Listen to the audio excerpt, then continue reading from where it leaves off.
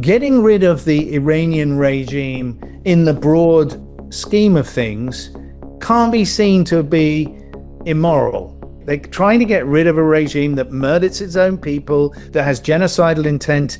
There is a new geopolitical vision emerging. If you want to call this ideology, call it ideology. If you don't, you don't. I think you could point to almost everything that Trump is doing and find a historical equivalence, not, 200 years ago or 100 years ago, but under Obama, under David Cameron, under French leaders, Sarkozy, and on and on. So Trump's just more honest, is what you're saying? Yes.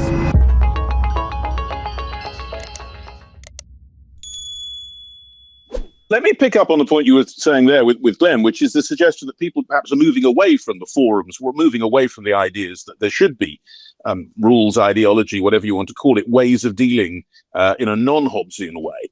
Glenn, do you think there's a reason why that fig leaf no longer seems to be necessary, if that is indeed a fig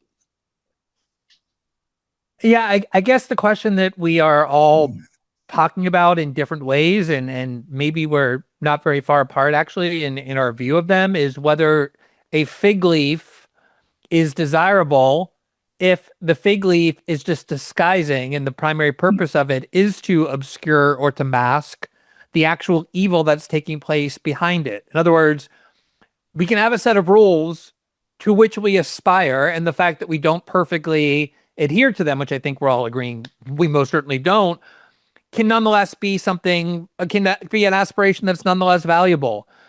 I think maybe where I'm differing a little bit is in my view, and I think it comes from not just what the United States and its allies did throughout the war on terror, but what we just witnessed, and forgive me for raising such a potentially divisive topic, but what we just witnessed Israel and the United States and much of Europe doing in Gaza.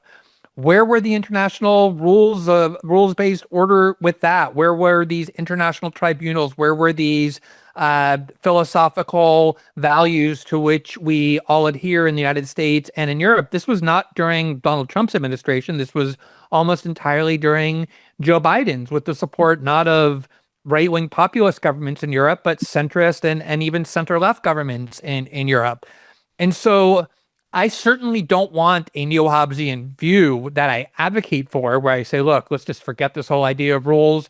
Obviously, World War II was something the world came together and said we want to do everything possible to make sure we never replicate the true unlimited horrors of what we just witnessed. And out of that came things like the new Geneva Conventions and international tribunals. I would love for those to have more weight than they do. And I don't think you can lay it all at President Trump's doorstep, because I see him much more as a continuation or a reflection of what came before him rather than a radical departure from it. Let me pick up on that, because what you're talking about there is a kind of change, maybe, as you say, not necessarily just under Trump, but before. But you referred to what went on during the Second World War and afterwards. And the second question we want to address is whether, if you like, the kind of area that we should have ideology, that we did have ideology, was a kind of blip. Is the dominance of ideology in the last century an outlier in human history that has otherwise been dominated by the control of land and resources? Are we now, in a way, returning to that previous situation, that world of if you like, neo-Hobbesianism, I suppose? Seyla, let me pick up with you on that. Do you think that's right? Do you think we've been through a period where ideology mattered, and it was perhaps always the norm that it wouldn't? Power and resources were always more important. It's never either or. I guess from the very beginning, I'm trying to say that power and resources and belief systems go together. I mean, the way I think about this is, let me just put this word, the state system, right? And forward, I mean, at the end, when the UN was founded, there were United Nations, there were about 52 to 60 members. Today, we're dealing with a world of 195 states plus non-state peoples, right? And I think Sam at one point said he wished it were like cricket. Cricket has rules. So we are at a point when obviously one set of rules with hypocrisy and exceptions and everything, yes, given, admitted that one set of rules has ended and we are making a transition to something else. But what is that something else? Is that something else emerging? The way I see what's emerging is, something that's been this concept of spheres of influence. Grossraum. I mean, the originator of the spheres of influence theory was the Nazi theorist Carl Schmitt, who basically theorized that the Nazi regime needed a Grossraum, that it needed space to extend. And the space to extend, it's also used, for example, in an ethnicized fashion by Putin. So what we have now is this superpower spheres of influence, Russia, China, the United States, with poor Europe adrift, not quite knowing and where it goes.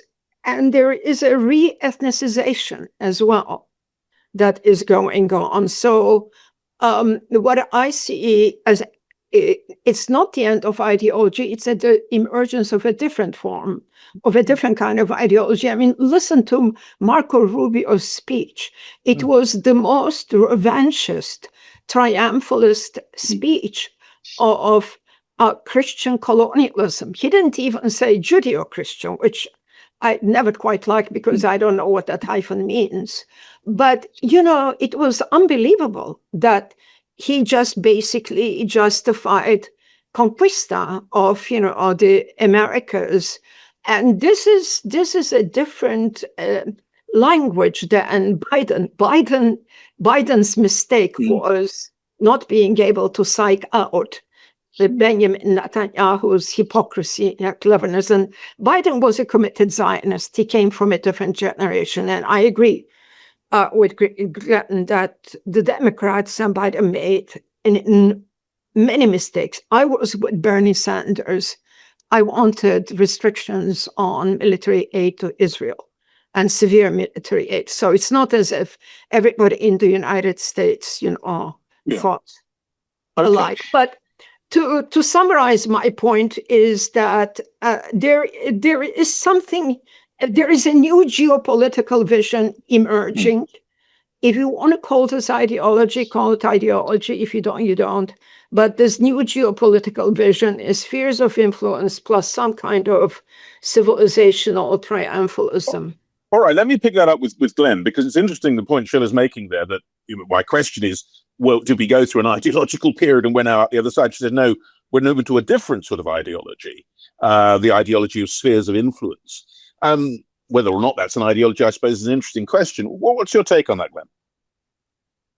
Yeah, I think like what Sam said earlier about the war on terror, which is that it didn't just have a geostrategic component, but an ideological one, and that in a sense, a lot of people saw it as a civilizational war.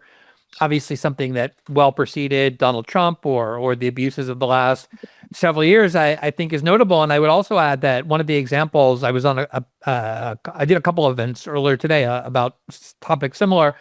And one of the examples most frequently invoked to suggest Trump is different in kind or in some radical way was what he did in Venezuela, which was obviously illegal and I think indefensible on every level.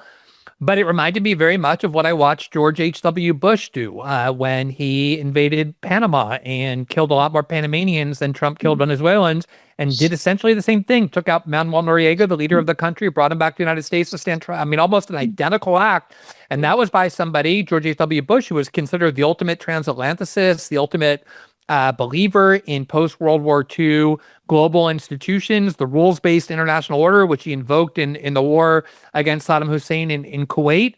And I think you could point to almost everything that Trump is doing and find a historical equivalence, not 200 years ago or 100 years ago, but under Obama, under David Cameron, under French leaders, Sarkozy, and on, in a way that I think suggests a lot more continuity between what we have now than some radical departure. Again, I do think Trump is more kind of nakedly candid about what he's doing. He doesn't care about the fig leaf. He has no interest in the fig leaf. He doesn't want the fig leaf. And there is some, for sure, strain that has been long-standing in the American right and then populist right-wing movements in Europe against any international institutions. That was part of what drove the vote on Brexit. Obviously, a lot of hostility in the American right to the UN going back many decades that maybe is taking a stronger form now that you have Trump in power. But I think there's a lot more continuity than some kind of hard break that you could point to ideologically as compared to, say, the last several years versus the last century even. So Trump's just more honest, is what you're saying. Yes. Yeah. I mean, I think the best example was, I remember in 2018 or 2017, he welcomed General Sissi into the White House and the entire media said, oh my God, this is not what American presidents do. We don't embrace dictators. And my view was, we don't. I mean, we put in General Sissi under President Obama, and John Kerry heralded him as a symbol of the renewal of Egyptian democracy. So this is the kind of tension that I think is very much present in what we're discussing. But Sam, is this basically a reversion to the norm then? And as Glenn says, simply a more honest take on it. It's something that's been happening before. It is the normal way of human affairs to act in this way about power and resources and ideology, a fig leaf that perhaps we don't need anymore. Well, I think the latter part of your statement is what I have a problem with. I agree with Glenn entirely.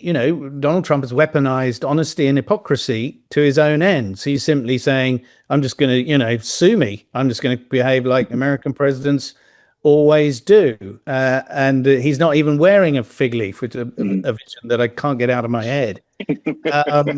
Luckily, he's got really small hands. But so that's what we're seeing. And we've always seen these double standards. And I've worked most of my life in the global south, or what you used to call the third world or the developing world, the Middle East. And those double standards have always been very vividly perceived and lived by people who've been victims of them. Let's also remember that amidst all of these double standards, not everything, the world has been dominated, the Western world's been dominated by the United States of America. Europe is different and has been different. It has had double standards, but they haven't been as bad very often or as actively bad as the United States. Yes, for example, the United Kingdom didn't suspend its very tiny amounts of military exports to Israel during Gaza, so it wouldn't have made one bit of difference even if it had. So it was a matter of principle that critics of Starmer objected to, rather than a matter of practicality. And we could go backwards and forwards over dozens of different examples where they did the right thing, or they did the right thing kinda, but not as much as they should have done, and so on. But the effort has been, in general, to move the world to a place in which it doesn't behave too badly, but that also the Western manages to behave in the way that it most wants, with least restrictions, within the context of not behaving too badly. So, for example, there were lots of hoops and lies told in the effort to prosecute the invasion of Iraq, and downright lies and manipulation of intelligence that we've all reported on for most of our lives. And it ended in catastrophe. Donald Trump hasn't bothered with any of that when it comes to Iran. But actually, there is a really interesting, I don't know if it's a moral or a political, it's certainly a judicial conundrum. Getting rid of the Iranian regime in the broad scheme of things can't be seen to be immoral in many ways. It's definitely illegal under international law. In my view, it's not something that should be done, and it is fraught with lots of difficulties, and it is a violation of sovereignty and so on. But those are matters of principle. In a kind of more straightforward, realpolitik way, they are, in their argument, and it's a compelling argument with moral force behind it. They're trying to get rid of a regime that murders its own people, that's been a force of destabilization of the region, that has genocidal intent against a country not that far away, and has been problematic in terms of prosecuting and supporting terrorist operations all around the world. So nobody would mourn the demise of the Iranian regime. But that is It's the that. method. That's It is the method that's key here. that's And hang on, let me finish this point yeah. because I Finish think the point. Yeah. important. It is the method, and we are always trying. The sort of right thinking people like me in the world are always trying to create a system of legal checks and balances to save us from ourselves. But the reality is that Donald Trump has done something, as Glenn pointed out. His Venezuela campaign was identical to what went on in Panama, and people didn't run around with their heads on fire because it was a more popular president. What I was going to mention is liberal interventionism. And To continue watching this video, click the link in the top left or in the description below. With a free trial, you can enjoy the full talk and thousands more. Thank you for being part of the conversation.